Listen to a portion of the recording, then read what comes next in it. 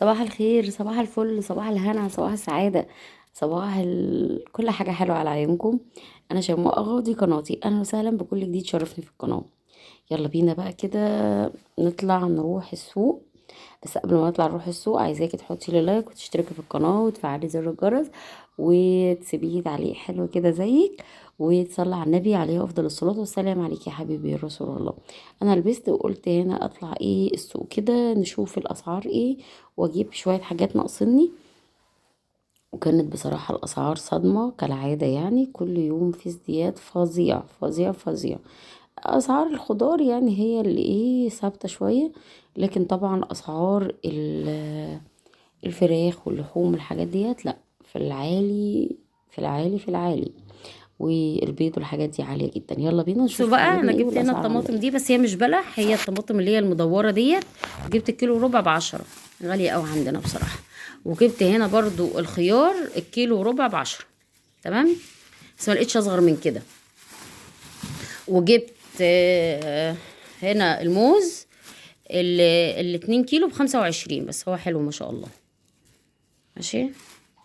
ناوليني انا الاكياس لو سمحت، الاكياس بتاعت الحاجات ده. وجبت هنا سفندي الكيلو، كان بيقول لي الكيلو ب10، خدت منه الكيلو وربع بالعافيه يعني، بالشكل كده. هاتي الكيس ده كده. جبت هنا كمان البرنجان ده، عايزه احشيه. انا بحبه في المحشي قوي يعني. جبت الكيلو ب10، جبت نص كيلو بس. والفلفله بيقولوا ب25. المهم نحيت مع الراجل ادهاني ب15، جبت نص كيلو ب7.5. تمام. وجبت منه قرنين حرقين. تمام. جبت هنا جابت حزمة بصل وحزمة شبت. جبت دولت التلاتة ب5. جبت شبت على كزبرة كده. وجبت ربطتين بصل، الربطة ب2 جنيه، خدتهم من الست، التلاتة ب5. تمام. وجبت هنا، بسم الله، جبت هنا الجزر ده حلو قوي، زغنطوط كده وحلو. الجزر كان عامل كيلو ونص، كيلو ونص ب10. تمام. بس ما كنت بقى خلصت فلوسي، فجبت 3/4 كيلو بس. جبت صورة موز. بس كده. جبت هنا بقى بسلة. هما الناس هنا بيبيعوها اللهم صل على النبي، الكيلو ب15 جنيه. الست دي عشان عارفاني يعني، فانا خدتها منها ال2 كيلو ب25. هي مش فاضية يعني، هي حلوة ما شاء الله، هي مزلطة اهي. بس حاساها مش سكرية، مش عارفة ليه. مش عارفة هيبقى طعمها مسكر ولا لا. لا، مسكرة. ماشي. جبت ال2 كيلو دولت اللهم صل عليك يا نبي ب25. تمام.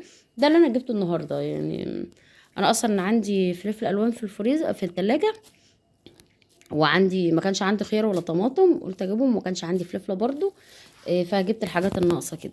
هي اكيد في السوق، يوم السوق بتاعنا الحاجه هتبقى ارخص من كده يعني. انا اتمنى من الله ان الحاجه تكون ارخص من كده.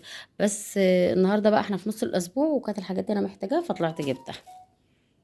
يلا بقى نشوف هنعمل غدا ازاي. هنا بقى يا ستي بعد ما خلصت وقلت بقى ايه اطلع على ال- المدخل بتاع البيت اكنسه كده، لان انا كنتش كنسته بقالي فترة. وقلت قبل ما اكنس المدخل اروح يعني احط اكل العصافير. آه، انا كده عندي عادة، يعني بحط كده ايه شوية اكل العصافير وشوية مية في علبة، وحط لهم طبق كده وبحط لهم فيه رز بقى، آه، فول، قمح، بتاع اي حاجة بحطها للعصافير، حمام، اي حاجة طايرة كده في السما عايزة تاكل تيجي تاكل عندنا. ربنا يجعله في ميزان حسناتنا يا رب. وهنا بقى كنت كنست المدخل كله لغاية تحت، جبت السلم من فوق من التالت لغاية تحت، كنست وبقيت زي الفل كده وخليته زي الفل. وطلعت بقى فوق الشقة، فتحت كده الشاشة على إذاعة القرآن الكريم، وقلت نبدأ بقى يومنا بالقرآن الكريم كده وبالصلاة على النبي عليه أفضل الصلاة والسلام. عليك يا حبيبي يا رسول الله. حطيلي بقى لايك يا حلوة وتعالي نشوف هنعمل ايه. أول حاجة كده دخلت قلت أنا ما كانش عندي أصلا زبادي، فقلت أعمل ايه شوية زبادي الأول عشان احنا بنفطر بيه. بعمل بيه مثلا سلطة خيار بالزبادي، تاكله كده مع الاكل. يعني انا بحب الزبادي يبقى موجود في البيت. حاجتين بحبهم جدا يبقوا موجودين في البيت: اللبن والزبادي والبطاطس يعني والرز. يعني 3 4 حاجات اهو، احب ان هم يبقوا موجودين طول الوقت في البيت. لو مفيش اي اكل او اي حاجه، هتطبخي شويه رز وتغلي شويه لبن وتاكلي وتحمدي ربنا يعني. مع ان اللبن بقى غالي اوي اليومين دول.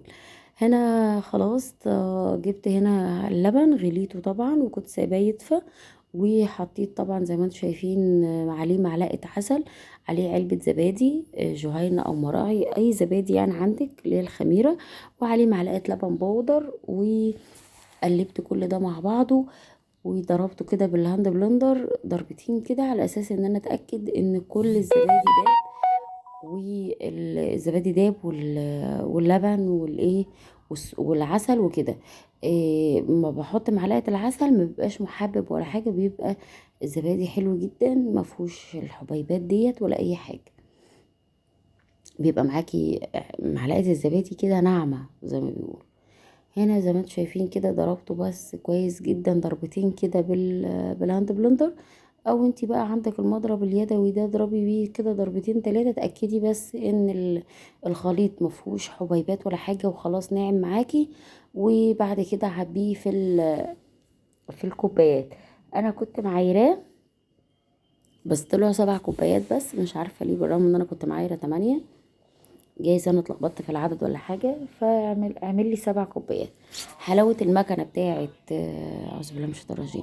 حلاوه المكنه بتاعه سوني ديت، اللي هي يعني ايه، كوباياتها المكان اللي بتحط فيه الكوبايات مستوي كده، مش على قد الكوبايه. يعني ممكن تحط اي نوع كوبايات، اي عدد كوبايات، تفهماني؟ مش حكماكي بعدد معين للكوبايات. هي دي حلاوتها بصراحه. ولا حكماكي بالنوع بتاع الكوبايات بتاعها بس، يعني بكوباياتها هي بس، لا ممكن تحطي في اي كوبايات عندك على فكرة. المهم خلصت كده، حطيته في الكوبايات بتاعته، وحطيته في المكنة وشغلت عليه، وخلاص ظبطتها وشغلت عليه. هسيبه بقى من حوالي 7 8 ساعات كده. تمام. انا جيت اعمله على 6 ساعات، لقيته لا لسه سايب شوية، فسيبته ل8 ساعات. خلاص. الجو برد برضو، وايه سيبيه 8 ساعات في البرد اللي احنا فيه ده. شايفين متماسك؟ تقلبيها تعمليها بعد ما طلع طبعا من المكنه بعد 8 ساعات. حطيته في التلاجة لمده 3 4 ساعات برضو، بتاكليه بقى ماشي. ولو طلع من المكنه في ساعتها ممكن تاكليه على فكره عادي، بس طبعا بتسيبيه في التلاجة شويه. جبت هنا بقى ايه، طلعت علبتين زبادي على اساس خاطر، على اساس ان احنا يعني إيه نفطر بقى. قلت احضر الفطار معاكم. فجبت هنا برنجانية عملتها شرايح.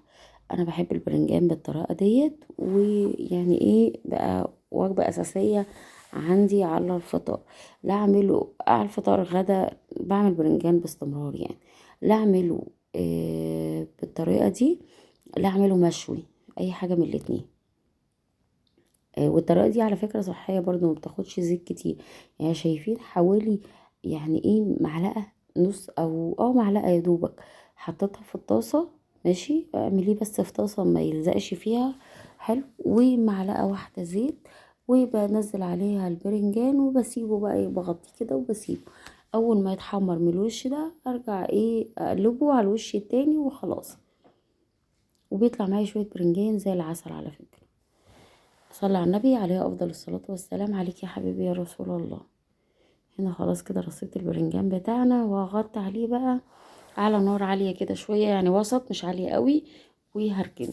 طب تعالي نعمل ايه هنا. هنعمل طبق سلطة.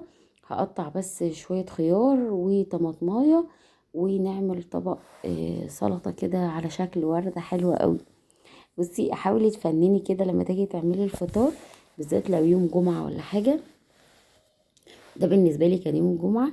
فحاولي ان انت تحطي الاكل بشكل حلو كده، بيفتح النفس على فكره يعني، بيديلك طاقه كده وبيفتح النفس. فانا هنا حاولت افنن كده واعمل ورده في الطبق. كنت المفروض اعمل يعني هي كده الورده حلوه قوي. كنت المفروض بقى اعمل رصه طماطم ورصه خيار. بس انا قلت لا، احنا كده كده ما بنحبش الطماطم صحيحه يعني انا بحبش اكل الطماطم طرنشات كده، لا كلها سلطه متقطعه مع فلفل او خيار وجزر وحاجات من دي، لكن لوحدها كده لا، مش من هواتها قوي. فقلت مش هقطع طماطم كتير ليه، لان انا كمان هعمل حته جبنه حادقه كده بالطماطم، شايفين والله تبقى شكله حلو. جبت هنا ايه حته جبنه حادقه من المش بتاعي اللي انا عاملاه، ماشي ابقى اقول لكم انا عملته ازاي في فيديو تاني. جبت هنا حته جبنه حادقه وقطعت عليها شويه خيار بقى، كان باقي من عندي يعني من طبق السلطه، قلت يعني هيترموا لا طبعا اقطعها عليهم. وقطعت عليها كمان طماطمايه وحطيت عليها شويه زيت زيتون، وبقت عندي جبنه حادقه بالطماطم والخيار، كان طعمها جامد حلو قوي. على فكره الجبنه الحادقه ديت تنفع اللي عاملين كيتو دايت، تاكليها عادي كده، تاكليها حطي عليها الطماطم والخيار دي وكليها، بس ما تكتريش الطماطم. تمام. قطعت هنا كده ايه الطماطمية كاملة، قلت عشان انا كنت حاطة كمية جبنة كتير وكده، فما تبقاش حادقة قوي وتحرق قلبنا، يعني مش ناقصة حرقة قلب، ما يبقوش هي الجبنة الحادقة هي والحكومة علينا يعني. صلى على النبي عليه افضل الصلاة والسلام. قطعتها زي ما انت شايفة كده وقلبتها مع بعض، وعايزة اضيف عليها بقى طحينة، اضيف عليها، عايزة اضيف عليها ايه تاني، زيت زيتون ضيفي، انا ضفت زيت زيتون. لو انت عايزة تحطي طحينة ابقى حطي، بتبقى حلوة على فكرة اول لو حطيت عليها طحينة. جبت هنا قلت هعمل بقى بيض بالبيف. جبت ايه هنا فص توم هرسته كده وحطيته، وفقشت 3 بيضات حطيتهم عليه، وبعد كده ملحت وهبهر بقى، احط شويه كمون شويه كزبره شويه فلفل اسود وشويه بابريكا، البهارات اللي انتي بتحبيها حطيها. خلاص انا حطيت هنا شويه فلفل اسود شويه كمون شويه كزبره، وحطيت عليهم كمان شويه بابريكا شويه بهارات مشكله كده، وهضرب كل ده كويس وهضيف عليهم حوالي ربع كوبايه ميه. بتبقى حلوة على فكرة، بتزود يعني لما تيجي تضيفي على على البيض، انا هنا حطيت شوية خل، ربع كوباية مية، وتضربيهم كده بتديلك كمية اكبر من البيض، يعني في البيض بتديلك كمية اكبر اكتر يعني، وكمان بيبقى طعمه لذيذ مش وحش خالص. هنا بقى طلعت كده البرنجان زي ما انتوا شايفينه، وهبدأ اركنه بس على جنب شوية لغاية اما احدقه. جبت هنا البيف بتاعنا، كنت انا عينه اصلا في الفريزر، فجبته وقطعته كده مكعبات، وهبدأ اشوحه في حتة سمنة الاول، وبعد كده انزل عليه بالبيض بتاعنا ويقلبوا مع بعض شوية عشان يبقى عندنا طبق بيض بالبيف حلو جدا. انا بصراحة جبت اللي هي البسطرمة بس ما عجبتنيش ريحتها، يا لهوي فظيعة جدا، وريحة البهارات فظيعة، او تقلب ريحة الشقة كده، لا لا صعبة اوي، انا بصراحة ما عجبتنيش يعني. البيف بيبقى احلى، او اللي هو السوسوس اسمه ايه يا دي النيلة، نسيت نسيت سوسيس، سوسيس بيبقى حلو قوي مع البيض كمان، انا بحبه مع البيض، لكن ما بحبش البسطرمه. حطي لايك بقى يا حلوه، وصلي على النبي عليه افضل الصلاه والسلام. عليك يا حبيبي يا رسول الله، اشترك في القناه يا طعمه كده. نزلت بالبيض، انا بصراحه كنت عايزه اعمله طبق زي الاومليت كده المفروض يعني، بس كنت لسه بقى كنت المفروض اغطيه يعني واسيبه، بس قمت قايله يا بنت ايه ولا تغطي ولا تعملي وهرسيه في بعضه كده ورايح دماغك. ضفت هنا الاول عليه شويه جبنه موتزاريلا، ولو عندك جبنه شيدر او عندك ميكس جبن بقى، شيدر على موتزاريلا كده على رومي هيبقى حلو جدا. انا هنا ضفت شويه جبنه موتزاريلا، وبعد كده هقلبهم ببعض بقى خلطبيطه في بعض واحطهم في الطبق، ويبقى كده الفطار عندنا جاهز. كان فطار سهل وسريع وحلو، وروتين بسيط وسهل وسريع. اتمنى من الله انه يعجبكم، وتشاهدوا الفيديو وتحطوا لي كده لايك واشتراك كده في القناه، ينوبك ثواب يا اختي. انا زي ما انتم شايفين خلاص خلصت البيض، كان طعمه والله حلو جدا، عجبني قوي على فكرة. زي ما انتم شايفين كده، عايزة تضيفي بقى عليه بصلاية تقطعي عليه بصلاية قطعي، عايزة تضيفي عليه فلفلاية او فلفل الوان قطعي عليه، مش هيقولك لا يعني، هو قابل منك اي شيء. هنا خلاص الجبنة، وهنا كمان البيض، وطلعنا الزبادي، وكنت هنا دقيت شوية توم مع شوية خل وملح وايه تاني، وطماطمايه وحتة فلفلاية وليمونة، وحطيت ملح كده وكمون وكزبرة وشوية بهارات حلوين. ضفت كده على البرنجان، حدقته وهعصر عليه ليمونة، وخلاص كده زي الفل. طبق برنجان يستاهل بقك تكليب. هو طبق الجبنة الحادقة ده ياخدك في حتة تانية خالص. هنا جبت شوية عسل بحبة البركة، وحطيت كده يعني معلقة او معلقتين، اللي عايز ياخد يعني يحط على الزبادي.